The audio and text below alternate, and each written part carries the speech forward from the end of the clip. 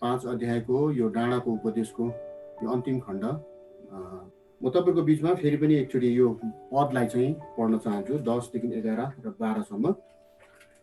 धन्य धार्मिकताको निम्ति सताउनेहरू, किनभने स्वर्गको राज्य तिनीहरूको हो। धन्य हौ तिमीहरू जब मानिसहरूको मेरो खातिर तिमीहरूको निन्दा गर्नेछ र सताउने छन् र झुटा बोलेर तिमीहरूको विरुद्धमा सब किसिमका खराब कुरा भन्नेछन्। तब रमाऊ र अत्यन्त खुसी हौ, किनभने स्वर्गमा तिमीहरूको इनाम ठुलो हुनेछ। किनभने यसरी नै तिमीहरूभन्दा अघिका अगमवक्ताहरूलाई तिनीहरूले सताएका थिए। यो वचन जुन हामी हेर्दै गरेको वचन, जुन हामीले योभन्दा अगाडि पनि धेरैचोटि यसको व्याख्या हामीले सुनिसकेका छौँ। अनि यो वचन वास्तवमा भन्ने नै एकदम यसको भित्री गहिरो रहस्यहरू धेरै प्रकारले व्याख्या गर्न सकिन्छ। अनि यसलाई हामीले अघिल्लो भागमा भूतकालमा भएका कुराहरूलाई लिएर अनि वर्तमानमा भइरहेको परिस्थितिहरूलाई हेरेर र भविष्यमा आउने कुराहरूलाई साङ्केतिक रूपमा हेरेर पनि हामीले यो पदलाई याद गर्न सक्दछौँ।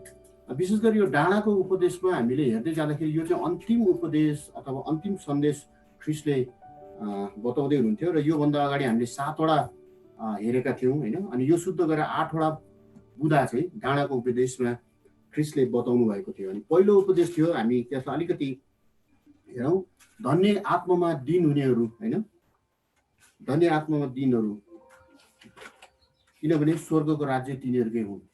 अनि यो चाहिँ विशेष गरी व्यक्तिको एउटा पर्सनल एउटा परमेश्वरसँगको एउटा सम्बन्ध र है अनि एउटा मोरल भ्यालुजसँग रिलेटेड कुरा थियो, जुन कुरा चाहिँ परमेश्वरसँग सम्बन्ध थियो। अनि जुन कुरामा हामीले हेऱ्यौँ, त्यसै गरी धन्य शोक गर्नेहरू, तिनीहरूले सान्त्वना पाउनेछन् होइन।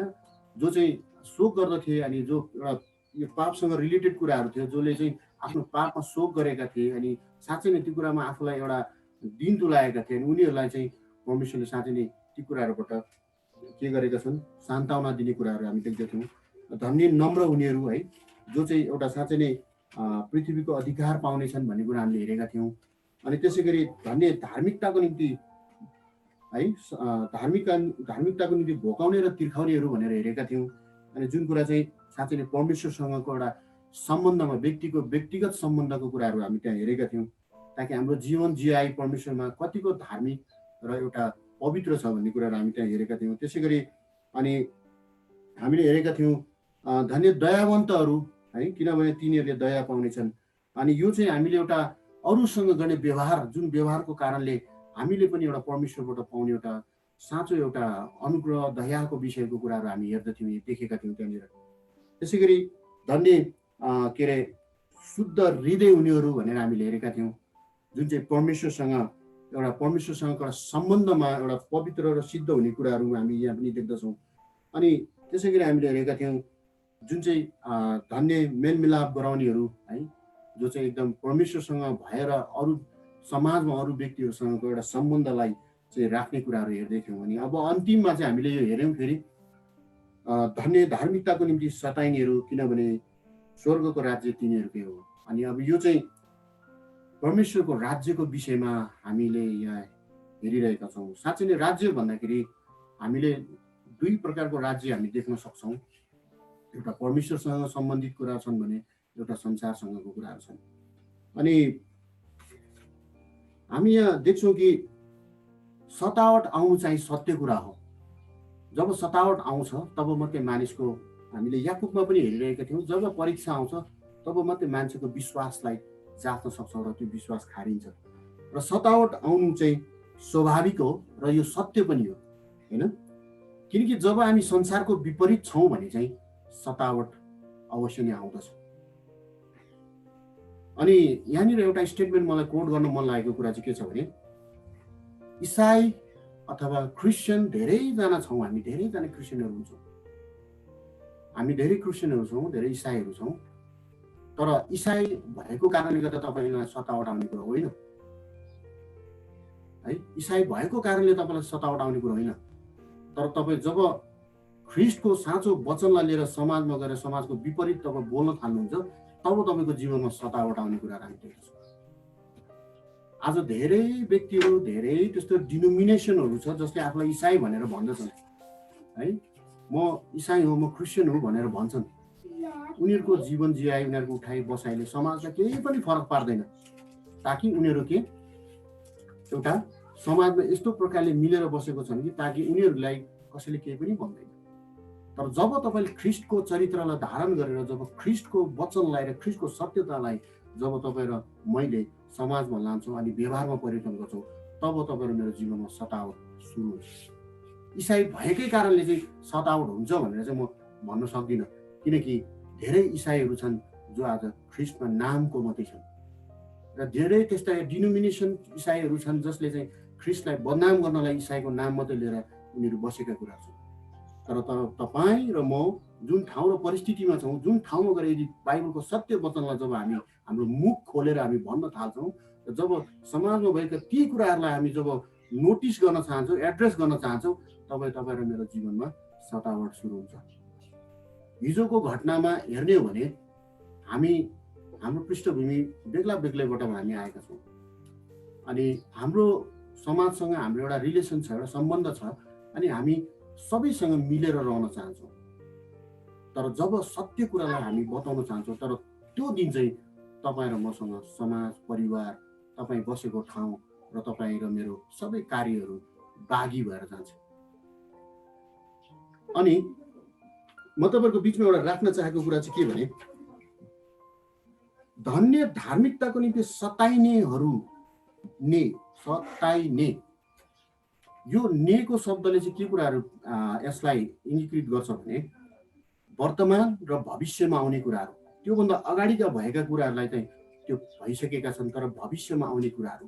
यहाँनिर मैले देखेको एक दुईवटा कुराहरू तपाईँको बिचमा राख्न चाहन्छु। विशेष गरी ख्रिस्टले यो कुरा आफ्नै लागि पनि भन्दै हुनुहुन्थ्यो। धार्मिकताको निम्ति किन ख्रिस्ट सिधा स्वर्ग त जानुभयो, एकदम हाँसी खुसी जानुभएको होइन। उहाँलाई त मानिसले ढुङ्गाले हाने, थुके, कुटे, क्रुसमा टाँगे, अनि त्यस पछाडि भालाले घोचे, कोर्राले हिर्काए र अन्तमा मृत्यु समय उहाँ पुग्नुभयो। त्यस कारण उहाँले के नराम्रो कुरा चाहिँ समाजमा भन्नुभएको थियो, के खराब कुरा चाहिँ भन्नुभएको थियो। जब असल कुरा भन्नुभयो, अनि असल कुरा मानिसहरूको बिचमा सह्य भएको थिएन। जुन कुरालाई मानिसहरूले, त्यहाँका यहुदी उहाँकै दाजुभाइहरूले पचाउन सकेनन्, अनि ती कारणहरू थिए जुन कारणले गर्दा ख्रिस्टलाई क्रुसमा झुन्डाएर मारियो। अनि यो जुन डाँडाको यो उपदेशमा भन्ने गरेको प्याराबलले म के बुझ्न चाहन्छु भने, कि ख्रिस्टले आफ्नै बारेमा पनि त्यहाँ व्याख्या गर्दै हुन्थ्यो, र अब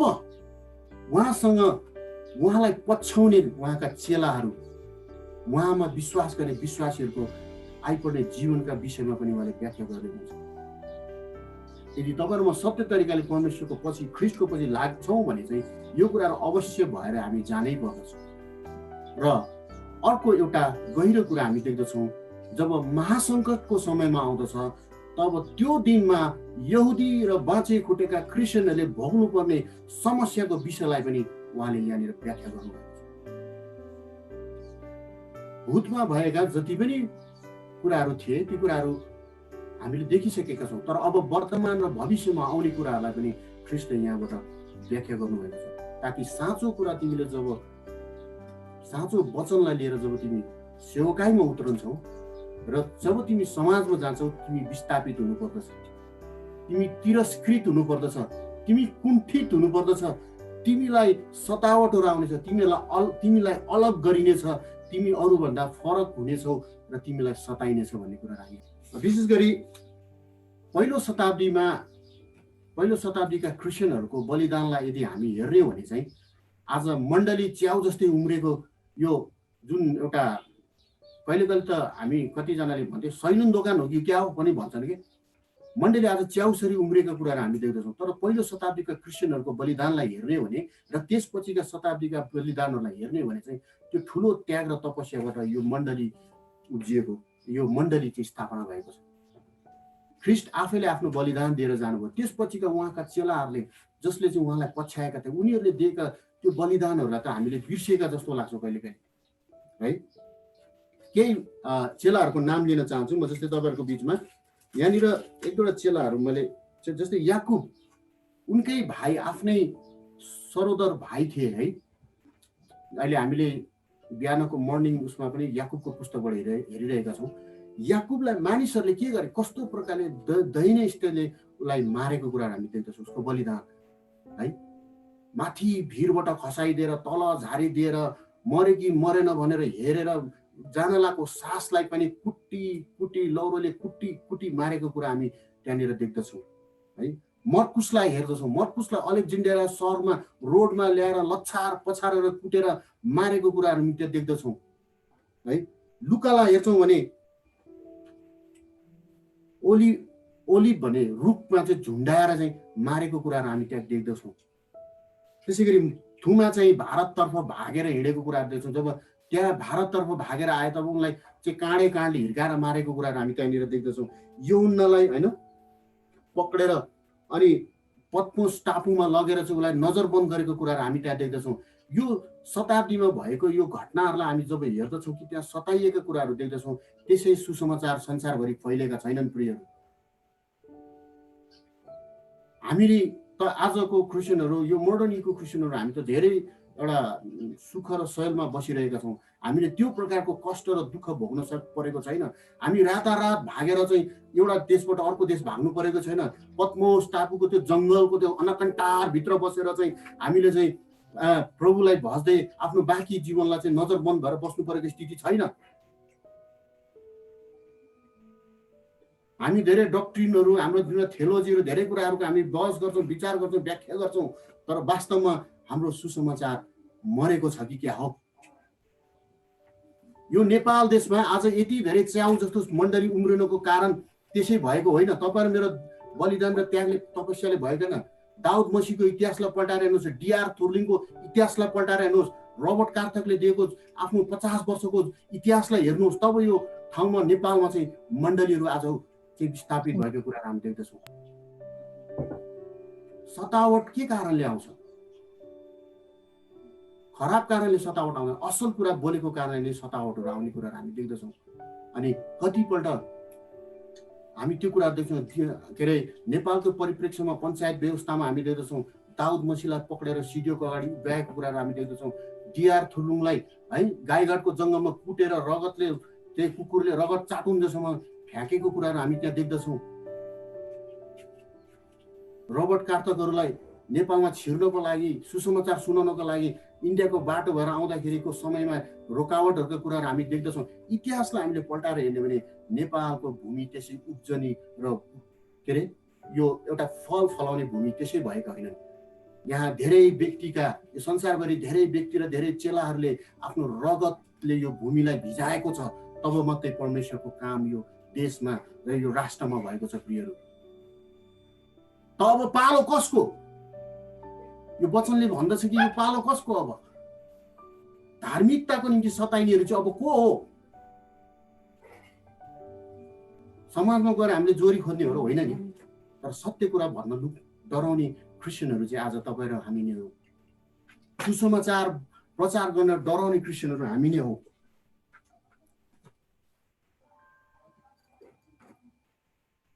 अनि परमेश्वरको महान प्रचारक, यीशु ख्रीष्टका महान चेला, जसले अन्य जातिहरूको बिचमा एउटा रेभुलेसन लिएर आउनुभयो है, जो हुनुहुन्थ्यो पावल, प्रेरित पावल, जसले संसारभरि नै ख्रीष्टको सुसमाचारलाई एउटा रेभुलेसनको रूपमा नै एउटा परिवर्तन गरिदिनु भयो। ती व्यक्ति सिनोडको एउटा पावरफुल व्यक्ति थिए, जसलाई ख्रीष्टले दमस्कसमा पक्राउनु भयो। दमस्कसको बाटोमा जब उनी परिवर्तन भए, उनले आफ्नो जीवन कालभरि नै परमेश्वरको महिमाको निम्ति सबै कुरालाई त्यागेर उनले आफ्नो जीवनलाई समर्पण गरेको कुरा हामी त्यहाँ देख्दछौँ। तिनै प्रेरित पावल जसद्वारा सुसमाचार आज संसारभरि फैलियो, तिनै प्रेरित पावलद्वारा आज तपाईँ र मैले सुसमाचार सुन्यौँ र हामी अन्य जातिहरूको माझमा त्यो सुसमाचार सरेर आयो र आज हामीले साँच्चै शान्ति, आनन्द र मुक्तिको कुराहरू महसुस गर्दछौँ। तिनै पावल प्रेरित जो ज्ञानमा सबैभन्दा श्रेष्ठ मानिस थिए, तिनै पावल प्रेरित जसले 26वटा पुस्तकमा 13वटा 27वटा पुस्तकमा 13वटा पुस्तक चाहिँ के गरेका थिए, लेखेका छन् नयाँ नियममा। आज तिनै पावल प्रेरितलाई के गर्दछन् मानिसहरूले? ईसा सम्बत 62 र 64 को बिचमा हैन रोमको इटालीको रोममा सम्राट नेरोको पालोमा के गरेका छन्, उनलाई बीच सडकमा लगेर हैन उनलाई के गरेका छन्, पावललाई मारेको कुरा, जलाएर मारेको कुराहरू हामी त्यहाँ देख्दछौँ। कहिले कहिले युकिपिडियाहरू पल्टाएर हेर्नुहोस्। हाम्रो जवान भाइ बहिनीलाई म त्यही उत्साह दिन चाहन्छु। फिलोसफी छाटेर हुँदैन, कहिले कहिले यथार्थको पृष्ठभूमिलाई पल्टाएर हेर्नुहोस् तपाईँहरूले कि कति क्रिस्चियनहरूले बलिदान दिएको कारणले गर्दाखेरि आज तपाईँ र म क्रिस्चियन हुन पाएका छौँ। कतिले कुटाइ खाएका छन्, कतिको रगतले यो भूमिको माटो भिजेको छ, तब मात्रै हामी इसाई भएका छौँ। पञ्चायती व्यवस्थालाई पल्टाएर हेर्नुहोस् नेपालको। आज त हामी रिपब्लिक अफ नेपाल भएका छौँ हैन, डेमोक्रेसी अफ नेपालबाट रिपब्लिक भएका छौँ। स्वतन्त्र बोल्ने अधिकार छ, सबै कुरा अधिकार छ। तर यस्ता दिन पनि थिए जहाँनिर मानिसहरू बोल्न पनि पाउँदैन थिए। ती हाम्रा बाजे बराजु, ती काका आमा बुवाहरूले गरेका मेहनतलाई हेर्नुहोस्, धेरै पर जानु पनि पर्दैन। सतावट आज सताइनेहरू तिनीहरूको निम्ति स्वर्गीयको राज्य परमेश्वरले भन्दै हुनुहुन्छ। यसको मतलब अब भोलि गएर डङ्की कुटाइ खानुपर्छ भन्ने कुरो त होइन। तर सत्य बोल्दाखेरि र परमेश्वरको वचनलाई प्रस्तुत गर्दाखेरि संसारले तपाईँलाई प्रेम गर्दैन। अहिले एउटा शिक्षा क्रिस्चियनहरूको बिचमा फस्टाउँदै गएको छ, एक्युमुलेसन भन्ने एउटा शिक्षा जुन छ, एउटा चाहिँ के छ भने त्यो अनुसार चाहिँ सबै कुराहरू चाहिँ इक्वल हुनुपर्छ। सबै कुरा ओके, हामी सबैजना राम्रै हौँ, यो हौँ त्यो हो भन्ने एउटा सिस्टम, एउटा कुराहरू शिक्षाहरू नेपालमा पनि प्रवेश गरेको छ। त हामीले सत्य कुरालाई बोल्ने हामीसँग आँट छैन। अनि जुनै कुरामा पनि कम्प्रोमाइज गरिदिन्छौँ हामी। अनि कम्प्रोमाइज गरेपछि हामी सोसल प्राणी हौँ, त्यसमा कम्प्रोमाइज गरेकाले हामी समाजमा एडजस्ट हुने मौका पाउँछौँ। तर त्यही हाम्रो एडजस्ट हुने बानीको कारणले गर्दाखेरि धेरै मानिसले सत्य वचन र सत्य प्रचार चाहिँ सुन्न पाएका छैनन् अहिलेको समयमा। ती दिनहरू थिए जुन दिनहरूमा चेलाहरूले चाहिँ साँच्चै नै टापु हिँडेर चाहिँ उनीहरूले सुसमाचार प्रचार गरेका थिए। अझ त हामी त एकदम सब्सोकेटेड भएर आएका छौँ, हामीलाई कहीँ जानै पर्दैन। जुमबाट हामीले फटर सबै सङ्गतिहरू भ्याइदिन्छौँ, सबै कुरा हुन्छ, हामी कहीँ जानै पर्दैन। तर त्यो दिन थियो जुन दिनमा साँच्चै नै प्रचारकहरूले प्रचार गरेर चाहिँ उनीहरूले आफ्नो पसिना बगाएको थिए। त परमेश्वरको सतावट तपाईँ र मैले भोग्नै पर्छ भन्ने कुरा त प्रष्ट ख्रिस्टले आफ्नो उदाहरणबाट दिइसक्नु भएको छ। यदि ख्रिस्टलाई अँगाल्ने हो भने चाहिँ, ख्रिस्टको जीवनलाई हामीले धारण गरेर हिँड्ने हो भने चाहिँ तपाईँ र मेरो जीवनमा यी कुराहरू आउँछै आउँछ। तर समाजसँग कम्प्रोमाइज गरेर हामी इसाई मात्रै हौँ भने चाहिँ त्यो कुराहरू नआउन पनि सक्छ है प्रियहरू। इसाईहरू धेरै छन् तर सत्य कुरालाई प्रचार गर्ने थोरै मात्रै छन्। जब जसले सत्य कुरा प्रचार गर्छन् अनि उनीहरूले नै कुटाइ खान्छन्, अनि उनीहरूले नै दुःख पाउँछन्, उनीहरूले नै साँच्चै नै ठुकाएर उनीहरूले निन्दा, उनीहरूलाई नै ताडना पुग्दछ। हामी एउटा वचन हेर्नेछौँ, विशेष गरी यूहन्ना 15को 18 र 19लाई हामी हेरौँ। यहाँनिर यसरी लेखेछ, यो मैले भनेको होइन है प्रियहरू, संसारको कुरा विषयमा ख्रिस्ट आफैले नै आफ्नो वचनमा भनेर जानुभएको छ। यदि संसारले तिमीलाई घृणा गर्दछ भने तिमीहरू जान कि तिमीहरूलाई घृणा गर्ने अघि त्यसले मलाई घृणा गरेको। यदि संसारले तपाईँ र मलाई घृणा गर्छ भने तिमीहरूले जान कि त्यो तिमीहरूलाई होइन, त्यो मलाई नै घृणा गरेको है। यदि तिमीहरू यस संसारको हुँदा हौ त, यदि तिमी र म चाहिँ यो संसारको हुँदा हौ त संसारले तिमीलाई आफन्त ठानी माया गर्ने थियो। संसारले तपाईँ र मलाई आफन्त ठानेर माया गर्ने थियो है। तर तिमीहरू यस संसारको होइनौ, तिमीहरू यस संसारको होइनौ, तिमीहरू संसारबाट मैले चुनेर, यसै कारण संसारले तिमीहरूलाई घृणा गर्दछ। तपाईँ र म यो संसारको हो भने चाहिँ साँच्चै संसारले हामीलाई प्रेम गर्छ। हामी संसारमा हामी एडजस्ट हुन सक्छौँ। हाम्रो समाजमा, हाम्रो अफिसमा, हाम्रो स्कुलमा, हाम्रो परिवारमा, हाम्रो आफन्तहरूको बिचमा, सबैमा हामी एडजस्ट हुन सक्छौँ। तर हामी संसारको होइनौँ। जब संसारको हामी होइनौँ भने चाहिँ हामीलाई उनीहरूले रुचाउन गाह्रो पर्छ। अब यी कुराहरू हेर्दै जाँदाखेरि कतिपल्ट हामीलाई समस्याहरू हामी देख्छौँ। तर परमेश्वरको वचनले हामीलाई राम्रोसँग प्रष्ट भनेको छ, तिमी समाजको लागि, संसारको लागि बनेकै होइनौ त, तिमीलाई त मैले चुनेको, मेरो कामको खातिर तिमीलाई मैले बोलाएको, ए पत्रुस तिमीलाई मैले मेरो खातिर बोलाएको, ए थुमा तिमीलाई मेरो खातिर बोलाएको, ए लुका ए मर्कुस तिमीलाई मेरो लागि बोलाएको, ए पावल प्रेरित तिमीलाई मैले मेरो लागि बोलाएको हुँ। तब न त उनीहरूले आफ्नो जीवनको बलिदान दिएर यो भूमिलाई सुसमाचारले आफ्नो रगतद्वारा भिजाएका छन्। र त आज क्रिस्चियनहरू म स्वतन्त्र तरिकाले म इसाई हुँ भनेर हिँड्न पाउँछु। अनि ख्रिस्टको बलिदान भन्दा ठुलो त अझ अरू केही पनि छैन हैन। त्यसपछि उहाँलाई पछ्याउने चेलाहरूको विषयलाई पनि हामीले हेर्ने भने पनि त्यो यस्तो प्रकारको एउटा मिठो एउटा छ जुन कुरालाई हामी जब सुन्दछौँ, बुझ्दछौँ, हेर्दछौँ अनि त्यसले हामीलाई हृदयमा यति ऊर्जा दिँदछ, साँच्चै मैले त केही पनि गरेको छुइनँ, मैले त क्रिस्टको खातिर एक चड्दन पनि खाएको छुइनँ, मैले क्रिस्टको खातिर केही कुरा पनि गुमाउनु परेको छैन अहिलेसम्म। म त अझै त्यो ठाउँबाट उठेर आउँदा ख्रिस्टले त मलाई अङ्गालो हालेर बोलाउनु भएको छ, प्रेम साथ उहाँको राज्यमा उहाँको छोराछोरी हुनलाई मलाई बोलाउनु छ। म त उहाँको खातिर त मैले केही गर्न सक्छु, तर मेरो खातिर चाहिँ उहाँले सबै कुरा गरेर जानुभयो। अनि विशेष गरी फिलिपी 1:29 हामी एउटा पद पढ्नेछौँ। फिलिपी 1:29 एउटा यस्तो प्रकारको वचन लेखिएको छ, किनभने ख्रिस्टको निम्ति तिमीलाई यो दिएको छ कि तिमीले उहाँमाथि विश्वास गर्नु मात्र होइन तर उहाँको खातिर दुःख पनि भोग्नुपर्छ। ख्रिस्टको खातिर हामीले दुःख पनि भोग्नुपर्छ। अब यो के भनेको होला है? अब म त क्रिस्चियन भइसकेपछि त मेरो रोग निको हुन्छ, मलाई प्रशस्तको जीवन हुन्छ, मलाई आनन्दको जीवन हुन्छ, शान्तिको जीवन हुन्छ, सबै कुरा हुन्छ भनेर म क्रिस्चियन भएको हो त। अब क्रिस्टको खातिर म भाग्दै हिँड्नुपर्ने भयो भने त, अब क्रिस्टको खातिर मैले कुटाइ खानुपर्ने भयो, मैले सर्वस्व छोडेर हिँड्नुपर्ने भयो भने त मैले विश्वास किन गर्ने भन्ने पनि कतिपल्ट प्रश्नहरू आउन सक्छ। तर परमेश्वरको वचनले तपाईँ र मलाई खुल्ला रूपले यो कुरा व्यक्त गरिसकेको छ कि यदि तिमी मलाई पस्याउँछौ भने तिमीले मेरो खातिर चाहिँ दुःख भोग्नै पर्छ। डेफिनेटली इन्फिनिटिभ हो, ध्रुव सत्य भन्छ नि, भोग्नै पर्छ। तर जब तपाईँ मेरो जीवनबाट यो कुराहरू हामी देख्दैनौँ तर हाम्रो विश्वासको आधारलाई पनि हामीले जाँच्ने हाम्रो कुनै आधार नै हुँदैन। याकुबले पहिलो शताब्दीका विश्वासीहरूलाई त्यसै भनेका छैनन्। उनीहरूमा भएका ती उम्नेर सुत्ने बानीको ती कुराहरूले गर्दा नि याकुबले त्यहाँका त्यो बेलाका विश्वासीहरूलाई भनेका छन्। साँच्चै के तपाईँ र म पावल प्रेरित जस्तै व्यक्तिहरू हौँ कि त्यो लुका जस्तो व्यक्ति हौँ, त्यो यौना जस्तो जो पत्मुस टापुमा एक्लै नितान्त जङ्गलभित्र अनकन्टारभित्र बसेर चाहिँ साँच्चै कुण्ठित भएर बस्ने व्यक्तिहरू हौँ हामी? पक्कै पनि हाम्रो विश्वासको जरालाई यो कुराले हल्लाउँछ।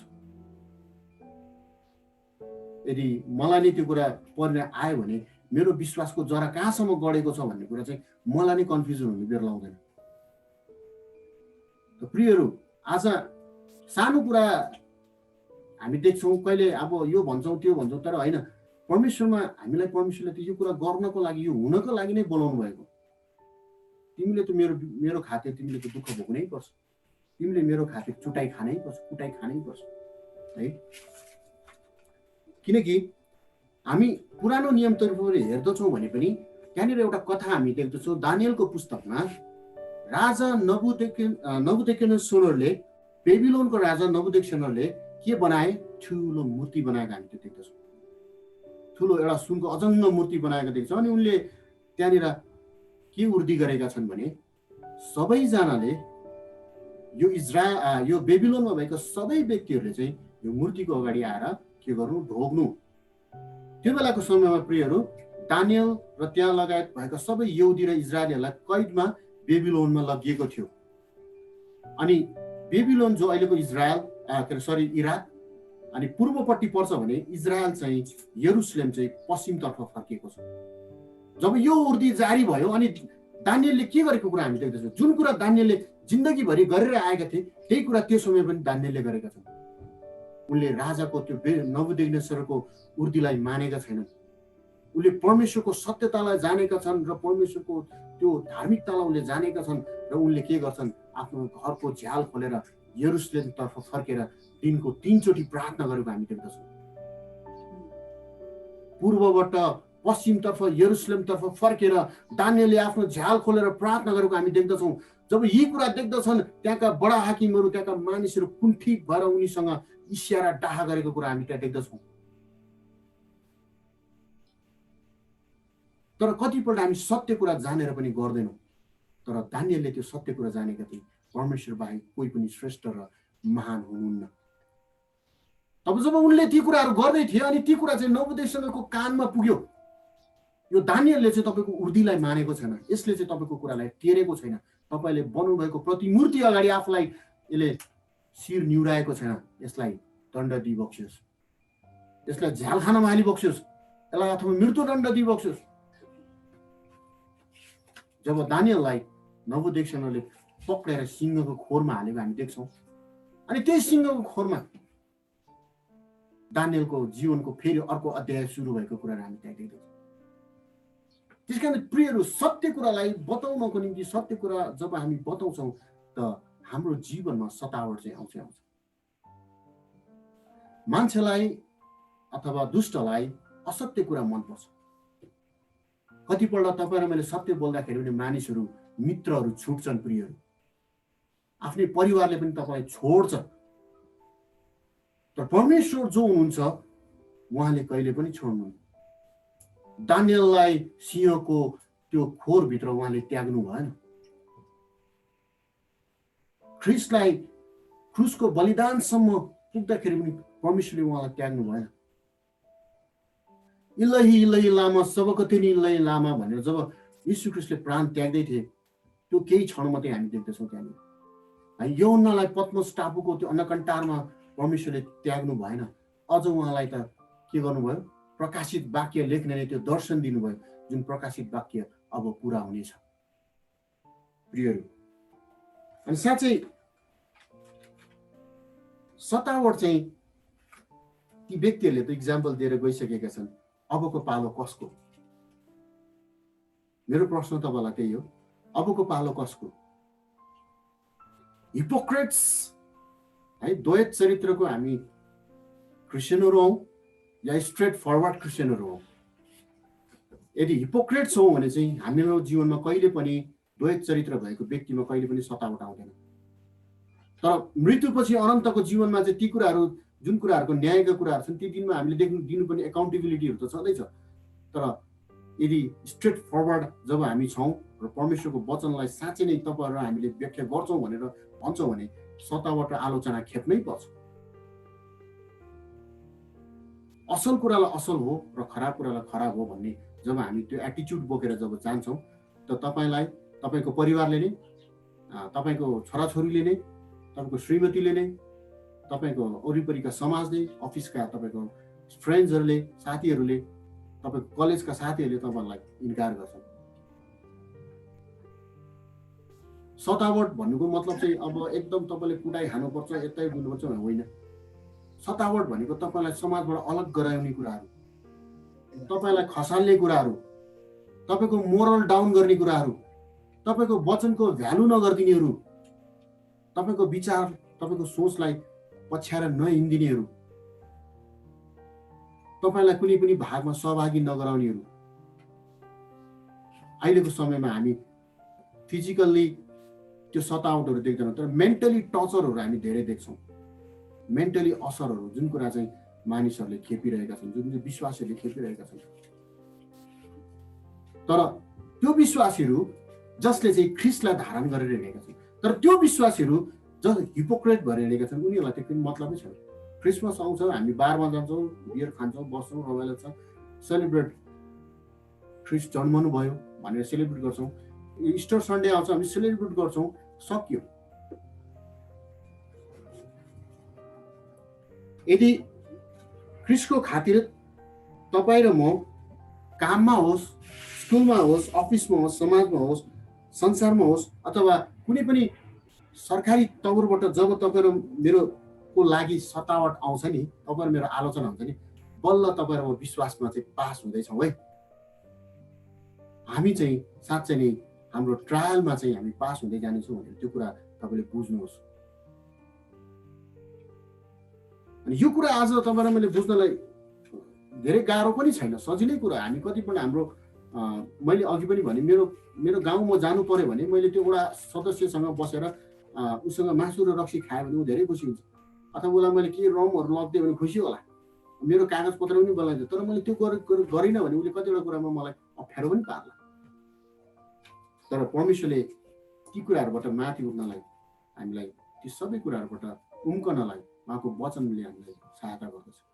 त्यो मुकुट, त्यो इनाम पाउने हो भने चाहिँ तपाईँ र मैले गर्ने एक्ट, हाम्रो जुन कार्य छ नि, अहिले नै हो प्रिय।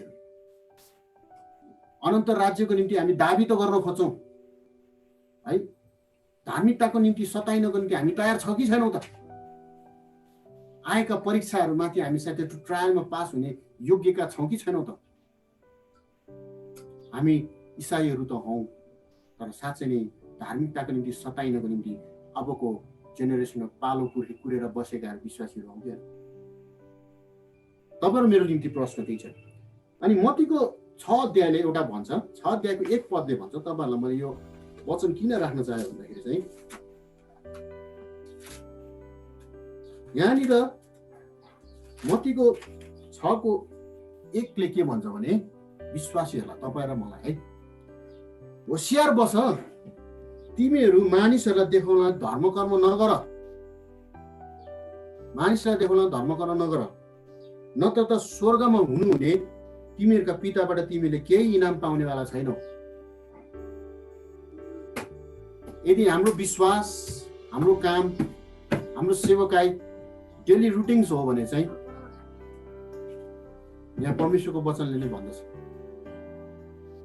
ओहो म त एल्डर हो, म एल्डर नरेन्द्र हो, म विश्वासी घरमा पुग्नै पर्छ, त्यो अब मैले त्यो प्रकारले सोच्न थालेँ भने बर्बाद भयो। म त एल्डर हो, अब मैले एउटा वचन त पढ्नै पर्यो, भन्नै पर्यो भनेर चाहिँ मैले त्यसरी सोच्न थालेँ भने म फस्केँ, सकियो, मेरो स्थिति सिद्धियो। तर परमेश्वरले साँच्चै नै उहाँको राज्यमा मलाई छान्नु भएको छ र मेरो जीवनको अन्तिम साससम्म मैले परमेश्वरको आराधना र महिमा गर्नुपर्छ भने जब मेरो हृदयबाट नै ती कुराहरू र मेरो समझ शक्ति र सारा बल, सारा प्राणले जब म सेवकाई गर्छु, तब मात्रै त्यो कुराहरूको इनामहरू हामी देख्न पाउँछौँ। होशियार बसौँ प्रियहरू, हाम्रो सेवकाई कहाँनिर छ? हामी साँच्चै नै परमेश्वरको निम्ति सताइने उहाँहरूको असल शहीदहरू हौँ कि यो नेपाल भूमि शहीदको रगतले, क्रिस्चियन शहीदको रगतले भिजेको भूमि होइन र? शहीद त कोही पनि भएका छैनन्, तर कुटाइ चाहिँ धेरैले खाछन्। त आज हामी कुन परिस्थितिमा छौँ, कसरी गर्छौँ? हाम्रो सेवकाहरू साँच्चै मानिसलाई देखाउने खालको छ कि साँच्चै परमेश्वरबाट इनामै पाउने र त्यो स्वर्गीय राज्यको हकदारै हुने खालको छ? यो तपाईँ र मैले बुझ्ने कुराहरू हो। तैँले यति गरिस्, मैले यति गरिस् भनेर के अरे एकाउन्टेबिलिटी अब न्युमेरिकली त्यसलाई हेर्ने कुराहरू गर्न थाल्यो भने बर्बाद हुन्छ। तर म र मेरो परिवार र मेरो मण्डली र मेरो समाजबाट मैले परमेश्वरको राज्यमा के योगदान गरिरहेको छु, मेरो सेवकाईको साँच्चै जरा चाहिँ कहाँनिर गढेको छ भन्ने कुराहरू तपाईँ र मैले बुझ्नु जरुरी छ। र परमेश्वरको राज्य, संसारको राज्य त तपाईँहरू हामीले देखिहाल्यौँ, सबै कुराहरू रमाइलो छ, सबै कुराहरू व्यवस्थित छन्, कसैले कसैलाई यहाँनिर केही पनि भन्नेवाला छैन, सबैजना मिलेर नै बस्ने होइन, आनन्द रमाइलो नै छ। तर परमेश्वरको राज्य चाहिँ अलिकति फरक छ। यदि साँच्चै परमेश्वरको राज्यको निम्ति हामी तिर्खाएका र भोगाएका हौँ भने चाहिँ साँच्चै हामी यहाँ देख्दछौँ कि रोमी 14:17 भन्छ, हामी यहाँ एउटा पद हेरौँ, रोमी 14 किनभने परमेश्वरको राज्य भनेको खानु र पिउनु होइन, तर पवित्र आत्मामा धार्मिकता, शान्ति र आनन्द हो।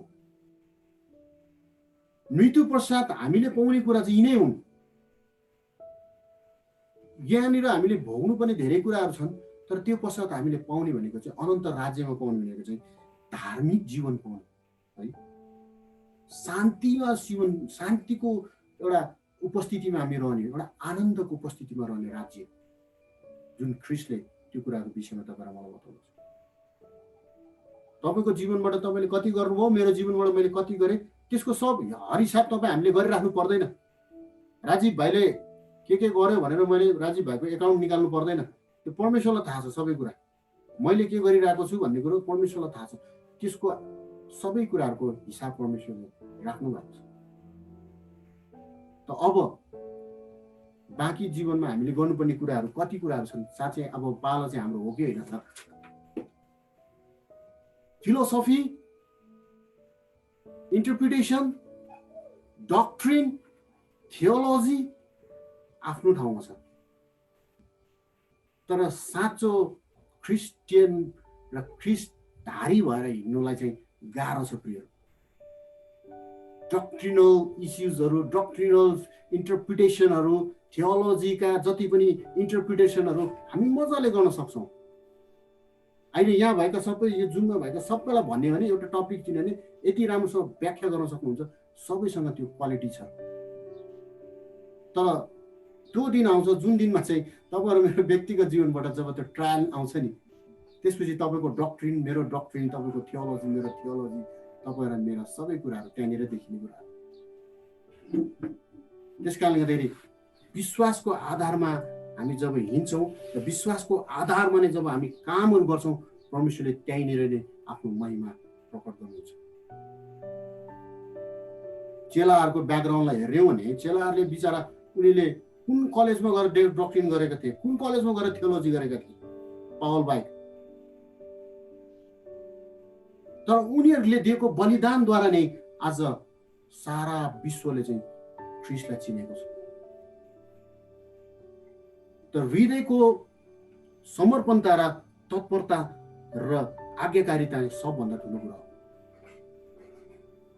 त्यो कुरा तपाईँ र मैले बुझ्नुपर्ने कुरा छ। जब हामी यो कुराहरू बुझेर साँच्चै परमेश्वरको निम्ति दुःख र कष्ट भोग्न र उहाँको सेवकाईमा हामी हिँड्न तयार छौँ भने चाहिँ त्यो पसिना र त्यो रगतको फल तपाईँ र मैले देख्नेछौँ। अनि त्यो चाहिँ तपाईँ र मेरो जीवनमा नदेखिए तापनि आउँदा पुस्ताले देख्ने नै छन्।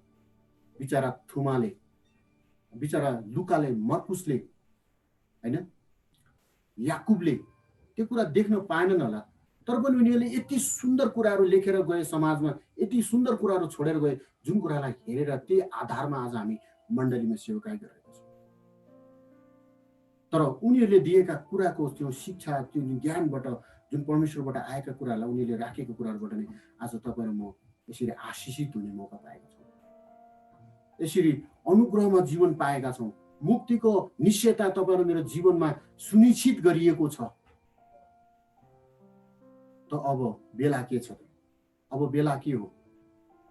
वचनले भन्छ फसल है काट्नको लागि खेतालाहरूको आवश्यकता छ। जमिन प्रशस्तै छ तर खेतालाहरू कम छन् भनेर भनेको। त्यसको मतलब भोलि घरबाटै छोडेर जोगी भएर पुरै झोलै बोकेर हिँड्नुपर्छ भनेको नै होइन। तपाईँ जुन फिल्डमा हुनुहुन्छ, जुन ठाउँमा हुनुहुन्छ, त्यहीँबाट तपाईँको सुसमाचार र सेवकालाई प्रचार हुन्छ।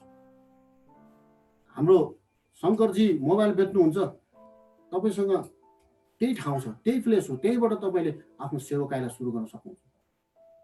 होइन, हाम्रो पास्टर छिरिङ उहाँ हिमालतिर जानुहुन्छ, उहाँले त्यही क्षेत्रमा गर्नुहुन्छ। हाम्रो पास्टर नर्बु नेपालभरि जानुहुन्छ, उहाँले त्यहीँबाट गर्नुहुन्छ। तपाईँ र म एउटा काममा फिल्डमा छौँ, जुन फिल्डमा छौँ त्यही फिल्डबाट गर्नुपर्छ। तपाईँ र म छोडछाड पारेर परिवार सबै त्यागेर हिँड्नुपर्छ भन्ने छैन। तर परमेश्वरको काम चाहिँ तपाईँ म जहाँ छौँ त्यहीँबाट गर्न सक्छौँ। यति मात्रै हो। तपाईँ र मैले काम गर्दै गर्दाखेरि साँच्चै नै त्यो दुःख र कष्ट भोग्न चाहिँ तयार रहनुपर्छ।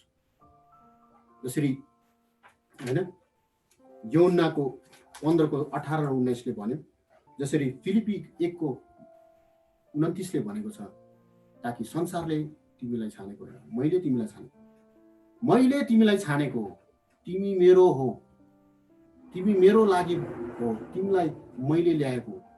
अनि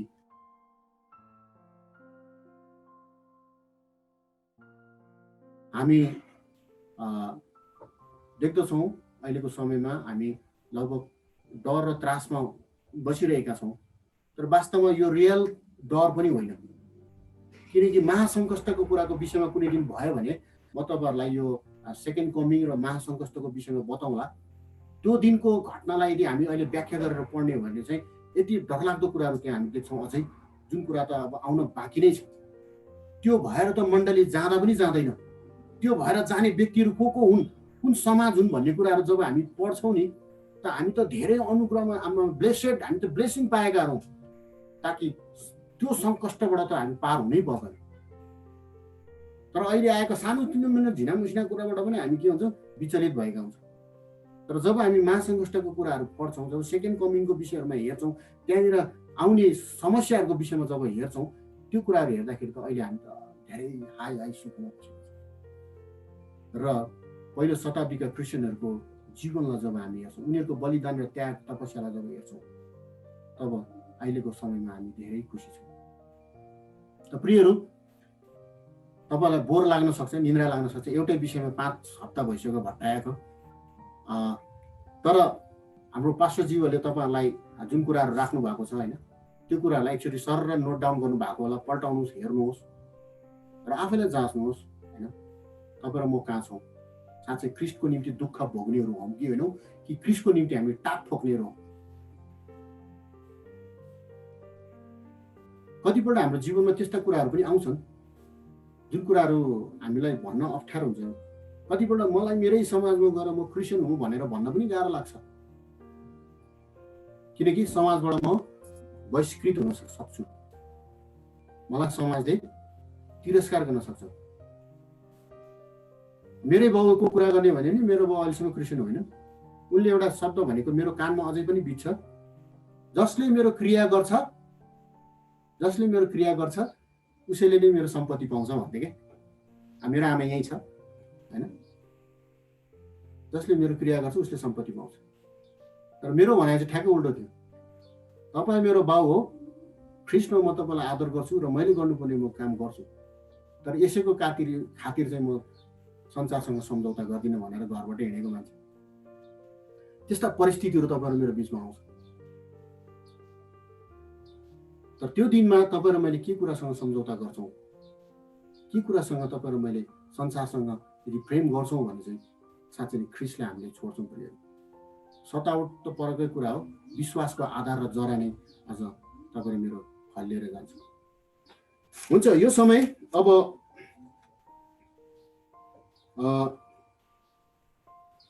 सबै कुराहरू तपाईँहरूको बिचमा मैले राखिसकेको छु। अनि मैले अघि नै भने हाम्रा बुढाहरूले यदि नेपालमा सङ्घर्ष नगरिदिएको भए, ती ढोकाहरू नखोलिदिएको भए आज नेपालमा मण्डलीहरू सुरु हुँदैन थियो। त्यो समयहरूलाई फर्केर हेऱ्यौँ भने 35 साल 30 साल त्यो बेला त हामी जन्मेको पनि थिएनौँ होला, त्यो बेलाको इतिहासहरूलाई हामी पल्टाएर हेर्दै जाने हो भने यदि ती बुढाहरूले चाहिँ साँच्चै नै कुटाएर उनीहरूले चाहिँ थुकाइ नखाएको भएदेखि आज हाम्रो देशमा, हाम्रो मण्डलीमा हामी यसरी बस्न पाउँदैन थियौँ। तर आज कतिवटा ठाउँ छन् जुन ठाउँमा साँच्चै नै त्यो देशहरू छन्, ती मानिसहरू छन् जहाँनिर सुसमाचार र परमेश्वरको वचन सुन्न पनि पाउँदैन। मैले एकजना भुटानको साथी भेटेको थिएँ, अनि उनीहरूले भन्थ्यो भुटानमा चाहिँ यसरी खुल्लम खुल्ला प्रचार गर्ने, खुल्लम खुल्ला सेवाकाई गर्ने अथवा खुल्लम खुल्ला यसरी शनिबार सेवा लगाउन निकै गाह्रो कुराहरू छ। अनि उनीहरू चाहिँ अलिक गुप्तमा बसेर, अलिक गहिरो उसमा बसेर चाहिँ उनीहरू चाहिँ गर्छन्। नर्थ कोरियालाई हेर्नुहोस्, मुस्लिम स्टेटहरूलाई हेर्नुहोस्, जहाँनिर परमेश्वरको वचन सुन्नलाई मानिसलाई धेरै गाह्रो छ। त उनीहरूको निम्ति आज तपाईँ र मेरो त्यो एउटा प्रार्थना हुनुपर्दछ, उनीहरूको निम्ति एउटा साँच्चै नै त्यो तृष्णा हुनुपर्दछ कि ताकि हामी उनीहरूको निम्ति प्रार्थना गरौँ। नेपालमा त धेरैले सुसमाचार सुनिसकेको छ, अब त जातिहरूको बिचमा पनि प्रचार सुरु भइसकेको छ होइन। अब त ट्रान्सलेसनको हिसाबले हेर्ने भने धेरै बाइबलहरू नेपालीमा त धेरै बाइबलहरू चाहिँ बनिसकेका छन्। तर यस्ता ठाउँहरू छन् जहाँनिर सुसमाचार पुग्न सकेको छैन। यस्ता ठाउँहरू छन् त्यहाँनिर क्रिस्चियनहरूलाई चाहिँ खेदाइन्छ, कुटाइन्छ, झुन्डाइन्छ। ती ठाउँहरू अझै छन् प्रियहरू। भारतकै उडिस्सामा हेर्ने भने होइन, त्यो उडिस्सातिर हेर्ने भने तपाईँहरू हामीले देखिरहेका घटनाहरू कतिपल्ट सुनिरहेका छौँ। त्यो कुराहरू सुन्दाखेरि नै आङ जिरिङ्ग भएर आउँछ। त्यहाँ विश्वासीहरूलाई गाडीमा राखेर परिवारसित जिउँदै जलाइएको कुराहरू हामी सुन्दछौँ। यी कुराहरू देख्दाखेरि साँच्चै नै हामीलाई साह्रै आशिषित परिवारहरू हौँ, एउटा सुरक्षित क्रिस्चियनहरू छौँ। न हामीलाई देश छोडेर भाग्नु परेको छ, न कसैको दासत्वमा पर्नु परेको छ, न सतावटको निम्ति एक स्ल्याप एक चड्क नै खानु परेको छ। अनि जब हामी सुविधा सम्पन्न युक्त क्रिस्चियनहरू हुन्छौँ अनि हामीमा परमेश्वरको डर र भय भन्दा पनि अरू कुराहरू धेरै कुराहरूले काम गरिरहेको छ। बस गनगन डाहा त्यसको जब सतावट आउँछ मानिसहरूले चाहिँ साँच्चै नै चेतना आउँदो रहेछ। तर जब हामी सुख शान्तिमा बसेको हुन्छ नि अनि हामीलाई केही कुराको त्यो भरै हुँदैन। त नेपालमा अहिलेसम्म त्यो कुराहरू भएको छैन प्रिय। त हामी चाहिँ तयारी बसौँ यो ख्रिस्टको निम्ति दुःख भोग्नेहरू, ताकि हामीले साँच्चै आएको परिस्थितिहरूलाई सामना गरेर विश्वासको जाँचमा हामी उत्रन सकेका हुन्छ। आशाको घर मण्डलीमा आज तपाईँ हामीहरू छौँ। सायद परमेश्वरले हामीलाई यही एउटा च्यालेन्ज दिन चाहनु भएको छ, हाम्रो एउटा चुनौती हामीलाई यो दिनु चाहनु भएको छ, ताकि यो मण्डली चाहिँ जीवित मण्डली रहेको होस्। यो मण्डलीले चाहिँ साँच्चै नै मेरो खातिर मेरा छोराहरूले आफ्नो पसिना र रगत बगाऊ। अनि यो मण्डलीले चाहिँ साँच्चै आज नेपालको पूर्वदेखि पश्चिम उत्तरदेखि दक्षिणसम्म मेरो राज्यको निम्ति साँच्चै दुःख र कष्ट भएको कामहरू र सेवाका अगाडि बढाऊ। र जो जति हामी छौँ हरेकलाई परमेश्वरले यो आशिष दिनुभएको छ, यो काम दिनुभएको छ, यो जिम्मेवारी दिनुभएको छ। यो जिम्मेवारीलाई हामीले बुझ्दै अङ्गीकार गर्दै प्रार्थनासहित हामी अगाडि बढाउँ, ताकि परमेश्वरले हाम्रो मण्डलीद्वारा धेरै मानिसहरूको हृदयलाई जित्न सकौँ, धेरै मानिसहरूलाई ख्रिस्टमा हामी ल्याउन सकौँ। त्यसको निम्ति हामीले कुनै बलिदान दिनुपर्ने छ भने पनि अथवा कुनै कुराहरू हामीले त्याग्नुपर्ने छ भने पनि त्यो त्याग्नलाई पछि नहुँदैन।